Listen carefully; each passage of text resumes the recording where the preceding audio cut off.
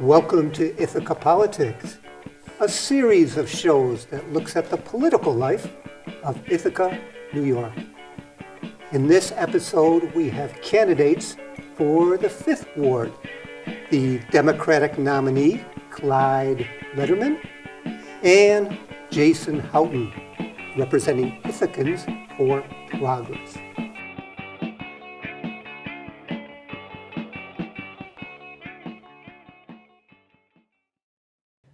Only 7 votes separated you both in the June primary. This coming November, how should voters differentiate you on the issues facing both the 5th Ward and the city as a whole? Well, thanks, Tom. I think the biggest issue that I've been talking about that I really believe in and what I want the city to work on and distinguishes me and Jason is housing affordability. We are a city that is a very attractive place to live, but also the second most unaffordable municipality in the state right now. And what I think we need to do is be a lot bolder. Next year, we've got a new comprehensive plan coming up that will steer our city in terms of how we build housing and how we address our housing issue long term. And then also what we can do with rent stabilization, which I've been advocating for. The city of New York in particular has rent stabilization, as do many cities across the state. This would allow us to limit year-over-year rent increases for folks in multifamily dwellings. And I think that's really important because people are really being pinched by unaffordability in this city. And I hope we have a council next year, and this is why I'm running, that'll be as aggressive as possible to make sure that we don't have folks who are being displaced and we have folks who can be able to live here comfortably. Okay. So Jason, how would you differentiate yourself from Clyde as far as the issues? So actually I agree with Clyde that the main issue facing us currently in Ithaca is affordability. I also believe that a lot of our city services are lacking. So those are the 2 key issues that have driven me to run in this race. I actually support exploring the ETPA, the Emergency Tenant Protections Act. That will provide a degree of rent stabilization for a segment of Ithaca. It applies only to buildings of 6 rental units or more and built before 1974. So that is a tool at the City of Ithaca's disposal, but I think that we do need some very aggressive and broad approaches to address affordability. And one thing I would advocate is, in addition to changing some of the zoning laws and allowing for some ADUs, which are additional dwelling units, ancillary dwelling units within current properties, I also think that we have to take the perspective that the housing market in Ithaca isn't just the city of Ithaca. We really need to take a long-term look at how we're planning development with the town of Ithaca, with the village of Cayuga Heights, with the village of Lansing, the town of Lansing. We have all these little segments within our larger housing market. We need to be working together to figure out where the development opportunities exist, how we can affect the market so that there's greater competition among landlords and rental properties so that tenants have options. And we can, in addition to using these tools at the city's disposal to help stabilize rent, we also create market forces that drive, that increase affordability and drive down costs. Well, you know, there's been a lot of talk over the, since I've been in Ithaca about intermunicipal cooperation. Mm-hmm. And I just don't know if it's ever really gotten anywhere. How do you think you might just change that picture? So I agree. It doesn't seem to have gotten anywhere. And even Andrew Cuomo, provided some incentives for municipalities and local governments to consolidate services. And I think there were a few services actually that were consolidated under that program. But my understanding is the relationship between the city and the county currently is not the best. And I just hope that with the new council coming in, some new individuals, we can really work hard on those lines of communication and develop better relationships. I'm not aware of all of things that have gone on in the past that have created, the lack of communication and coordination, but I think that the challenges the city is facing, the challenges that the county is facing, that we're all facing coming out of COVID, we really have to take new looks at how we're providing city services. The city's struggling to provide basic services under its current structure. So we really need to take a new perspective and see how we can share those costs. It needs to be made a priority, and I hope that by being on council, I can just bring that voice to make it a priority. If I can, add something there as to my approach. I think the interesting thing is with municipal service cooperation is that we actually have a lot of it in New York, which is sort of unusual. The biggest part of anyone's tax bill is the school district bill, right? And that certainly exceeds the boundaries of the Ithaca City School District. I think there are 12 elementary schools. It's far beyond the bounds of the city itself. That being said, I think the Citizens Empowerment Act in 2011 was great. It didn't have a lot of incentives for cities, and that's a problem. That's probably a long-term state issue that NICOM is, I believe, is working on now. But in particular, what I would like to see is us have a better relationship with Cornell and the fire department. Under the former MOU between the city and Cornell, there was a certain portion of funds that were dedicated for the fire department. I'd like to see to make sure that we have Cornell. There are a lot of false calls up there. The fire department, they finally got a new contract this year, the collective bargaining agreement, but we need to make sure we are paying those folks well, and then we have a fully staffed department. And as part of that, I would like to see another sort of secondary agreement with Cornell that ensures the long-term sort of viability of our fire department, because that is a big area of shared services. Well, let's look at the Fifth Ward in a little bit more detail here. Okay. In my opinion, Cornell has an overarching influence on the Fifth Ward. 95% of the residents are students. So how might this impact your representation for the people who live there? For instance, it's come to light recently about the poorly maintained housing on West Campus, and how might you work to represent those students with Cornell, if indeed they came to you as a city representative. So, Jason, you want to take this one on, please? Sure. As you stated, 95% of this ward is students. Their interests, their concerns vis-a-vis the city are paramount. So that's actually why I would like to see a permanent student advisory board that is basically a line of communication between students at Cornell and the city. It would, a permanent line of communication to deal with off-campus issues. So, I think in terms of issues that can be addressed within the Cornell campus, the city might be limited in that way. I would hope that, there could be good communication between whoever represents the Fifth Ward and Cornell, and they could bring up those concerns if they're hearing it from their constituents.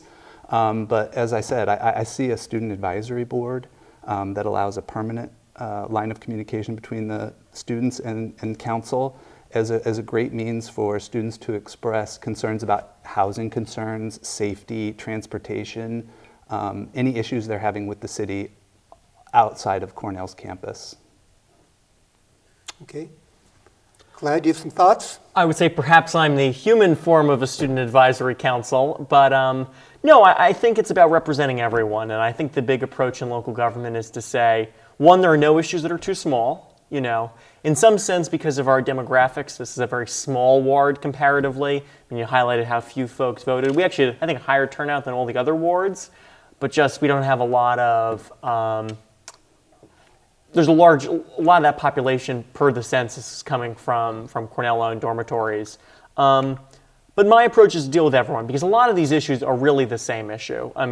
Whether it's housing affordability, whether or not it's road maintenance, everyone is affected in the same way. Everyone uses the roads. Everyone has to sort of compete in the housing market. And so my perspective from the city is let's try to help everyone. And I think when we have these conversations a lot of times where it seems as though it's sort of students versus residents, I think we lose the bigger picture, which is that a lot of people are losing out because of how unaffordable this city is. A lot of people will lose out if the city in the Fifth Ward, if the city doesn't adequately respond to our new flood maps that will drive up costs, not only in parts of Fall Creek, but across the city just because of new constraints on housing. And so my approach is to talk to everyone, is to represent each person individually. I have to say, I never had plans to be a candidate, but talking to folks, people are exceptionally hospitable, and hearing their concerns, you learn so much more than you would as an individual, just representing your own interests. So that's what I see in this sort of value of representation and sort of being out there and engaged with folks in the community. Okay. So I take this neither of you would be particularly intimidated by Cornell and facing Cornell on certain issues, particularly that could be as touchy as Cornell housing. I mean, I would say with that,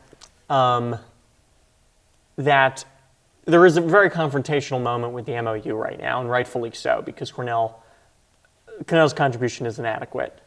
Beyond that, I would say, I think we gloss over the nuances of local government and sort of the effectiveness of our municipality when it's simply a sort of us versus them with Cornell. We should work with them on making sure more roads are paved. I mean, in the Fifth Ward, we're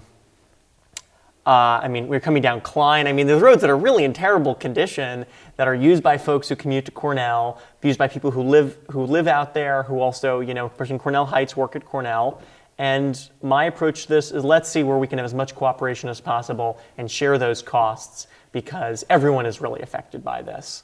And I think we will do the city's balance sheet a favor with that, and I think we will do the residents a favor with that when they see more roads being paved and their tax bill not being as burdened, and a better place to live for families. I mean, sidewalks, which have sort of suffered, particularly in the Fifth Ward, are a great example of this, where we should sort of work with Cornell and identify ways where we can have sort of joint pools of funding.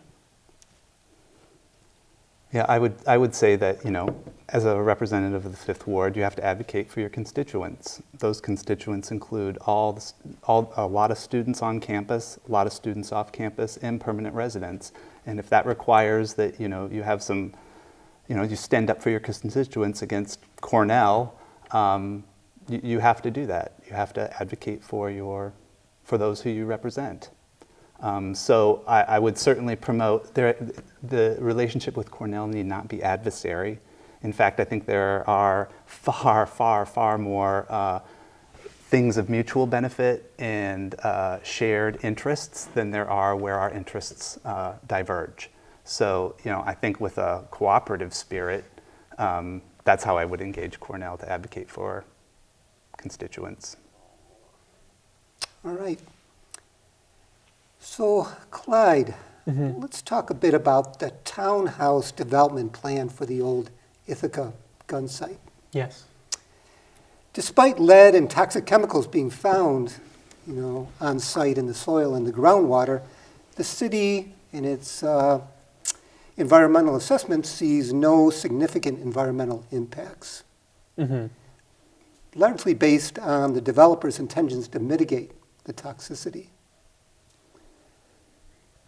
There's a lot that could be discussed about this. My one question is, knowing this, would you be comfortable advising families to move into a new development there? Right now, no. I mean, I have to give a lot of credit to Walter Hang, who's in the Fifth Ward, an expert on this. But when you look at this, I think there are some concerning things. One part of this is that a lot of this, right, as you mentioned, is contingent on mitigation. It's not clear to what extent that has happened. I'm happy to trust experts on this, but I am personally, what I've seen so far doesn't seem to satisfy that this is an issue that's really been dealt with. I know it was an issue 20 years ago when they were building Ithaca Gun, which is now Auden, but there is really no price too high to make sure we protect children, we keep them safe from lead poisoning, we don't end that. Simply sort of giving it a check mark and moving along, I think, is not the right approach to this. Certainly, I'll have to do more research. I'm not particularly well versed in this, but where it stands now, my answer would be no. You have a thought, Jason? Yeah, so I also know Walter Hang in the Fifth Ward, who is really the expert on this, and there's a lot to be learned from him. In terms of mediation, does that mean removal? Does it mean encapsulation? I would have to trust the experts to say whether or not that is a safe place. My understanding is that currently it isn't. So I would want any place that any member of the Fifth Ward lived to meet the highest environmental standards in terms of safety. I would certainly think that anyone who would purchase property there or live there should have full disclosure about the history of that site and understand what they're purchasing into. So I would support any measure to call for that. But yeah, unless it meets expert standards in terms of safety, I would not support development on such a site. Okay. Well, you both also spoke about the need for decarbonizing our environment, largely along the lines of the Green New Deal. So, Jason, I would address this to you first. I've biked around the Fifth Ward quite a bit, and I'm a little bit surprised at the lack of safe biking infrastructure. I mean, considering it's a Cornell community where biking seems like it'd just be a natural way to get around for folks.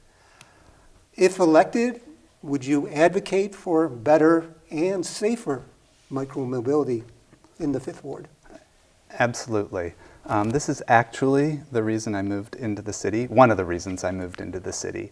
I wanted to have a lifestyle where I could walk and bike places. And my bike is my primary mode of transportation. I go to the grocery store on my bike. I go to the gym on my bike. I ride my bike far more than I ride my car. So I'm very familiar with being a biker in Ithaca and how, frankly, unsafe and uninviting it can be. I would be a strong proponent of accommodating bicyclists and other, non-car modes of transportation as much as we possibly can.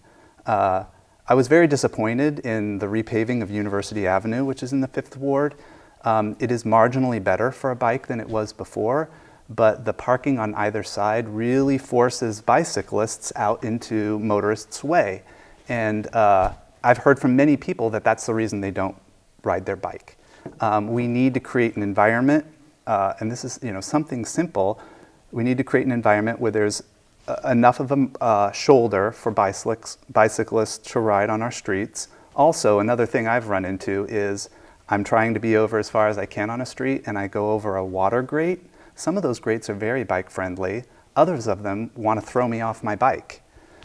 We can do simple things like making those bike friendly grates. That would help encourage people who are shying away from using their bikes, which I know there are quite a few. It would help encourage them to use their bike more and help decarbonize. So yeah, I would be a very strong proponent of infrastructure that is bike and pedestrian friendly. Yeah, I'm totally in favor of that. I mean, I don't own a car. I take TCAT, I walk, and I think this city has these sort of bones of being very transportation and pedestrian and biker friendly, but there's a lot more we can do. I think particularly in this part of town, we see that a lot where you don't have intersections that are safe, where we need some more road diets, where we need to make it such that our focus is not only on maximizing parking, but allowing people with all sorts of different lifestyles. And I think that's what makes it a livable community, as you mentioned. More broadly, as part of decarbonization, micromobility is great, but it's not the whole picture. One concerning thing now has been with Proterra and the TCAT green bus order. I think they have 7 or 8 buses on order, and Proterra is the largest national supplier of electric buses, and they've sort of filed for bankruptcy, so I think that's a concern. But hopefully long term, I think decarbonizing the TCAT fleet and decarbonizing the city fleet. The county's done a great job with it so far. Unlike the city, they were able to secure a number of federal grants that were coming out of the Inflation Reduction Act, and I think they were able to get a number of leaps ahead of the city in that front. And I want to make sure we make that a priority and be more aggressive with looking at how we can decarbonize our fleet and decarbonize city infrastructure. Mm-hmm. Can you be a little more specific in terms of what you would actually do as council members? For one, to be more of a proponent for bike lanes and bike safety. People have been talking about this for some time. I mean, there is a Safe Streets plan, but still, I think it's just so low priority for most people. How do you get people energized? Like it sounds like you are, So I don't know if it's a low priority item for a lot of people. In the past, the city of Ithaca has had a commission of people, citizens who have helped create like the bike boulevards that we have. Tioga Street, that's a bike boulevard. And if I'm riding north-south in the city, I choose Tioga Street. It's a bike boulevard, it's a little bit wider, it's got those speed bumps, it's got great signage to let people know that it is a bike boulevard and more bicyclists will be using it. So I think, extending some of those bike boulevards, reinstituting a commission that brings citizens in and gets their input on what would be effective, that's the kind of thing that I would really promote. And extending the infrastructure that we started to put into place and expand it, make it better. I would say with that a couple specific things. Re-bikes. One is protected bike lanes. So this often means having a Jersey barrier on one side, and you've got a 5 or 6 foot bike lane. That really ensures the best way of protecting cyclists. And I think when you talk to folks, there are people with serious bike accidents, and some of that is drivers not being careful, but some of that's just really poor infrastructure. Protected bike lanes, number one, and then two. My understanding is the city currently has a formula as to road when they're repaving roads, and when roads are being fully milled and totally repaved. I think making sure that when we do that, we have protected bike lanes put in. That should be part of the plan. It shouldn't be sort of done as the secondary infrastructure project, but as part of the goal when the city does these sort of full-scale repavings. And obviously that might create some of a patchwork, but I think making it clear that bike lanes need to happen is important there. And the one other thing, or sort of right, you mentioned the sort of particular bike signage, so the sort of signals that are bike friendly. One thing I think the city's doing great now in the transportation realm is transit signal priority to make sure that school buses and TCAT is able to sort of get through intersections more quickly. So it's not all bad news, but I think being more aggressive with this is absolutely the way to go. I think that's what makes our city great now, is it is walkable, but we need to expand that and make sure we protect cyclists and invite people in. Mm-hmm. Well, you also mentioned TCAT, Clyde, mm-hmm. So I'd like to know how, as a council person, you could really influence what's happening with TCAT, both in the decarbonization, mm-hmm. but certainly there's been a lot of issues with service lately, not so much with Cornell, but with other parts of the city. Yes, right, TCAT is, the city is a one-third partner in TCAT. I think there are a couple of things that are moving in the right direction. They're doing a better job of fare collection right now. I think the problem is, they've had to do these emergency service cuts that I think have cut 30% of all the routes, or sort of coverage on the routes, and that's really significant. I hear from folks on sort of Lake Street, I think it was, with the 14 or 14S, if I remember correctly, where it only runs in one direction now. People really depend on the bus, and a lot of times that's sort of lower income folks, a lot of older folks too, and I want to make sure a couple things. One is, from the city's perspective, that it is a little more aggressive in determining the quality of service. TCAT operates in the sort of its own independent space, but I think as an elected representative, I think we need to be very clear that we need to maintain service standards. If that means paying in more, I think that's important because there are a lot of folks who are really negatively affected by this. And making sure that we work with Cornell to increase their contribution. I think a lot of folks, particularly in the Fifth Ward, were disappointed when TCAT asked for its stakeholders to contribute $74 more thousand on just a one-time annual basis, and Cornell declined when they're certainly the most well off of all these sort of partners in TCAT. So I think those are a couple things, but more effective oversight and long-term more investment, and then more pressure on Cornell to increase their contribution to TCAT. Mm-hmm. Okay, well, my impression, this is the last issue about the Fifth Ward, is that the residents seem kind of tucked away on the East Hill there, far from the issues that are facing urban Ithaca.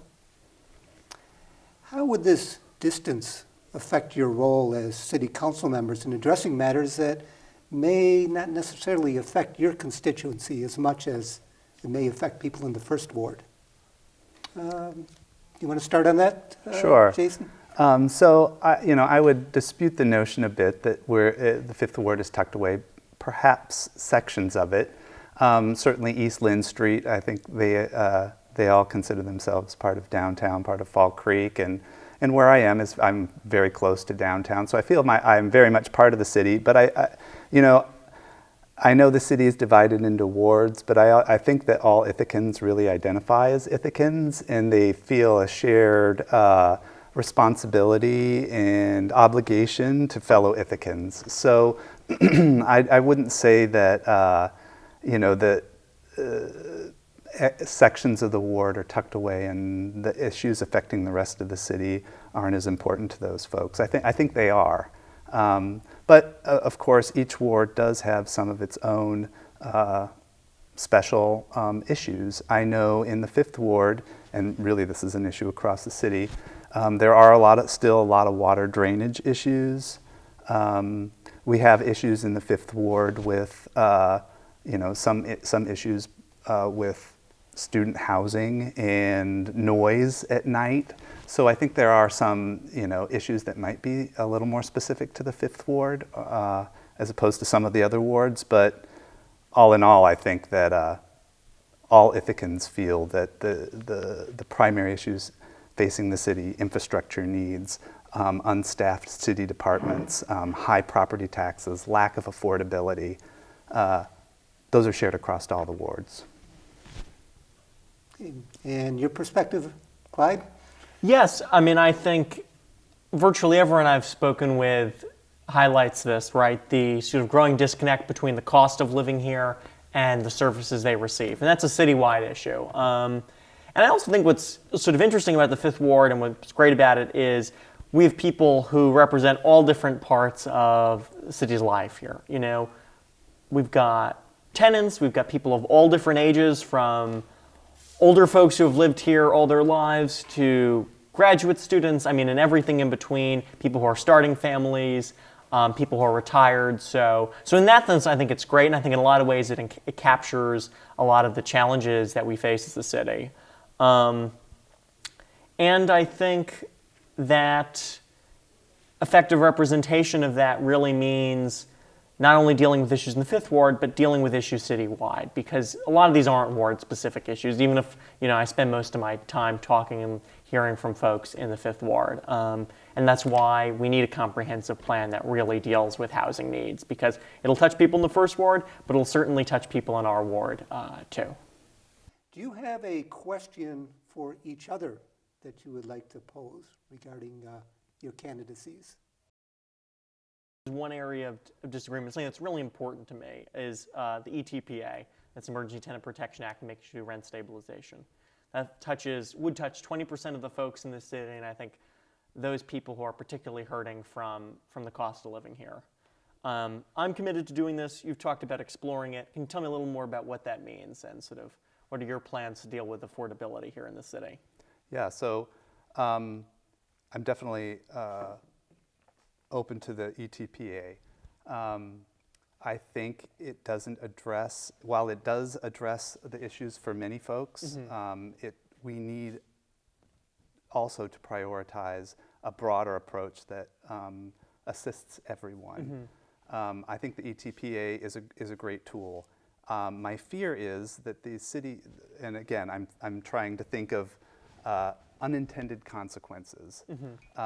While I'm very much for rent stabilization, I think the city has an interest in having stable housing for families and students. If you're in the business of if you're a landlord in the business of providing housing on a larger scale, you need to understand that society has an interest in providing stable housing for its citizens. I think that's primary. So I think the ETPA is a tool that we can use. My fear of unintended consequences with ETPA is that the city of Ithaca is a limited space within our housing market. I know there have been other municipalities when there's been the thought of having ETPA where they've taken a place that's 6 units and reduced it to 4. Or they've created the vacancies that, the 4% vacancy, so that ETPA cannot be imposed on the municipality. So I really worry about those things, and the fact that the Ithaca city is a small piece within the market that might force landlords out of the city of Ithaca or stop investing in the city of Ithaca. I really fear that for many of our tenants. So that's my hesitation with ETPA. I worry that for Ithaca, it may not be the best tool at our disposal. Okay. So we do have to wrap things up. Do you have a question? Oh, I apologize. Maybe That's that was okay. a long answer. I'd like to know what are the big differences you see between Ithaca and downstate New York, where you've spent most of your life? What are the challenges you think are unique to Ithaca and perhaps an upstate community that aren't shared by suburban New York? Absolutely. I think the biggest challenge we face is being we're a sort of the blue dot in a fairly large red area, and that's because we're part of, it's interesting, we're an Appalachian Regional Commission, places us, we're the northernmost county in Appalachia. It doesn't feel like that a lot of times in downtown Ithaca, but I think that means that has led to a lot of different issues of the city. One is staffing, and staffing city departments, There aren't a lot of people who have experience out here, and it's hard to attract a lot of talent. And I think that's one area. When we're sort of a fairly small municipality, it's 50 minutes to Syracuse. So I think that's one issue. The other is, Ithaca has a unique culture, one that I've grown to love, and part of the reason I decided to run was to make sure that people in my age group are able to, and older than me, and anyone who lives here, but really sort of as a young person, I feel this particularly acutely, are able to buy a house and live someplace and be able to feel like you can raise a family. And I think for a lot of people I talk to, and I feel this personally, Ithaca feels off limits. It is a very expensive place to live. We've had I think I saw some data the other day, a 38% rise in home prices between January 2020 and this past July, the third quarter of 2023. And that causes real problems. And I know it's great, you guys have lived in Ithaca and own a home, but I think for a lot of folks who don't, that's a tricky position. And we have to do a lot about that. And I think the city's primary powers over land use, and I want to make sure they exercise those powers to make sure that all people are able to afford and to live here comfortably.